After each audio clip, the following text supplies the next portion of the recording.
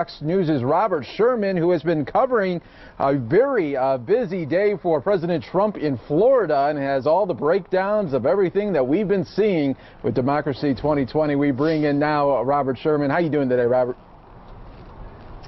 Doing all right, and as you said, it has been a very busy day for the president here. 2 stops in Florida, first in Fort Myers, and then just wrapping up at Ocala International Airport, which is behind me.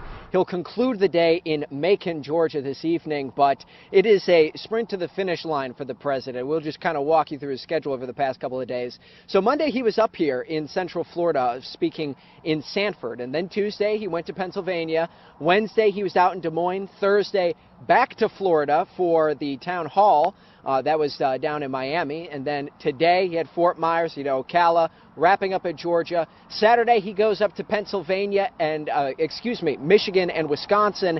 Sunday he's out in Carson City, Nevada. And then Monday he comes your way over to Tucson and Prescott, Arizona. So a very busy spell coming up here for the president. But in this particular area, Florida, political experts continue to describe it the same way, as a must-win state. 29 electoral votes, and the margins expected to be razor thin. And I kind of want to walk you through some of the numbers that we've been seeing here. So the Real Clear Politics average on a Monday was about 3.7% in favor of Joe Biden. Well, I just checked it this evening. It's now down to 1.4% here in the state of Florida today. Putting that into context a little bit, today is October 16th, and the president trails by 1.4%. Well, on October 16th, 2016, he trailed Hillary Clinton by about 3.5%, right in that area. We all know how that turned out. So the margins are tightening here in the state of Florida, and the proverbial full court press has been put on by the president going forward over the next few days. Yeah, and Robert, we saw this in the last cycle in 2016 when it was coming down to those final 2 weeks, especially that final week of the campaign election there. I mean, he was going to so many places doing these rallies. I mean, how is he still having the energy to do all this? Plus, now coming off COVID-19. And, that was one of the concerns that we heard from folks is, it was a busy campaign schedule before COVID-19, and coming out of it, how would the president respond? Well, his first appearance was back here in Central Florida on Monday, up in Sanford. But, going back to your point, the map is wider this year. This is one of the points that some of the political experts, especially here at the University of South Florida, have mentioned. In politics, you hear these adages like all roads to the White House go through Ohio, all roads to the White House go to Florida. That's half true this year. Some of the folks that we speak with say it's like, well, yes, Ohio and Florida, very important states this year. But so is Georgia, so is North Carolina, so is Arizona, Nevada, Minnesota, Wisconsin, Michigan, Pennsylvania, Iowa. It's a big map this year. And so, while we talk about, the stamina of the president, there are a lot of states that are in play. So it's understandable why you see this schedule that he has on his plate over the course of the next few days.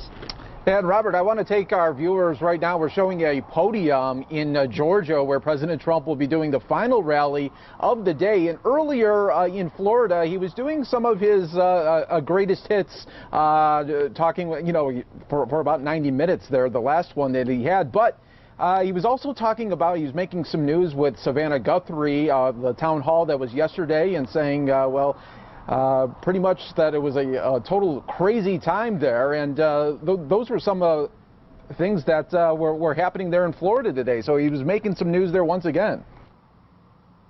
Yes, and down in Fort Myers earlier today, one important point that he mentioned, that's worth highlighting is that he was speaking to a crowd of a couple of hundred senior voters down in Fort Myers, and he affirmed that when the vaccine comes out, it'll be senior voters who will have the first opportunity in order to get their hands on that vaccine. That came out today as well. So there is some news that is being made on the trail. But, here at an event such as this one, as you mentioned, he spoke for 90 minutes.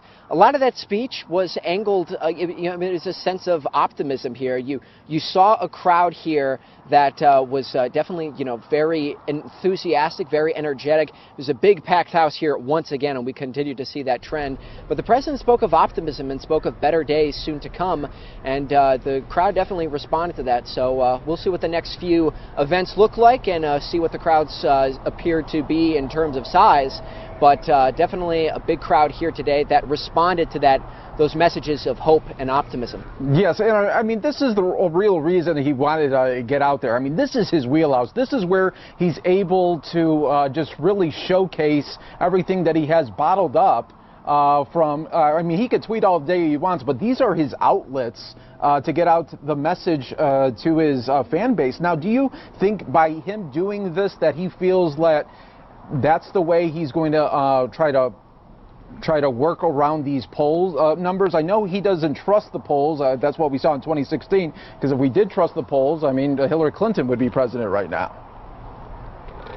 Yeah, and I wouldn't want to speculate in terms of, the strategy of the campaign going forward. But, I mean, as you did mention, he does bring up the polls. And he points to a couple of polls that have come out in the past couple of days, polls that show favorable numbers in Michigan. We just saw one poll that came out the other day that actually gave him a slight advantage, even though many of the other polls that we've seen in states such as Michigan show that he's trailing in that state. But he's highlighted a couple of pieces of information, and we've seen polls that have come out here in Florida that do give the president an advantage here in this state. So some of the polls he does highlight, but I mean, it's he brought up Ron DeSantis, the governor of Florida. He brought up Matt Gaetz, the very outspoken congressman from the northern portion of this state. And they all talked about is that they are predicting a surprise here to them, not a surprise, but to a lot of people around the country a surprise. And they continue to use the phrase a red wave here this year. We'll see what happens, but according to their messaging, they do feel optimistic and confident, and they do point to certain pieces of data which they use as their evidence in order to back up that optimism. There we go. Robert Sherman for breaking it all down for us today. We appreciate it. And by the way, you got just an amazing sunset behind you there, an epic shot there in Florida this evening there. So thanks so much for breaking it down. We truly appreciate it. Thank you so much.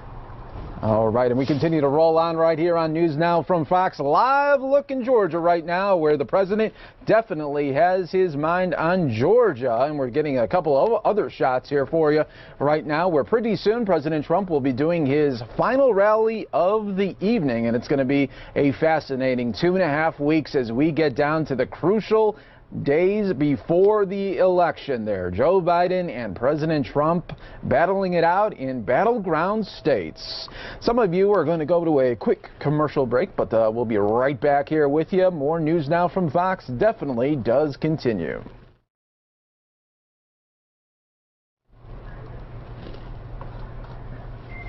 Once again, everyone, live look there in Georgia as we continue to wait there for the president. We will, of course, bring that to you in full once we do get going there. But we appreciate everyone always joining us here worldwide on News Now from Fox. And right now, we're just going to go out to some other news here of the day that we continue to follow here for you, breaking it all down. And here's an update from Texas on a missing man.